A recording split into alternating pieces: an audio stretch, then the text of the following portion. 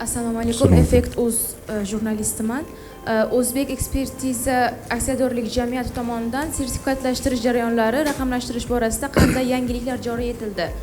Javob uchun oldindan rahmat. Hozirgi kunda yangi tizim o'tgan oydan ishga tushirildi, ya'ni arizalarni to'liq elektron shaklda olish yo'lga qo'yildi.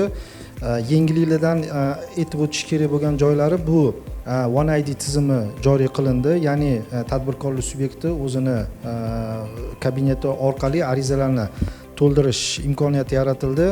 Undan tashqari elektron kalkulyatsiya tizimi joriy qilindi, ya'ni avval fayl formatda bizga jo'natishardi, uni to'g'rilash baribir har xil holatlar bo'lardi.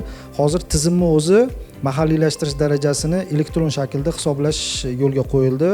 Shu bilan birga statistik ma'lumotlarni olish va zarur bo'lgan davlat tashkilotlari bilan integratsiyasi yo'lga qo'yildi. Xususan Davlat bojxona qo'mitasi, soliq idoralari, mehnat, kadastr tashkilotlari bilan integratsiyasi yo'lga qo'yildi. Asosiy axborotlashtirish tizimidagi o'zgartirishlar shulardan iborat.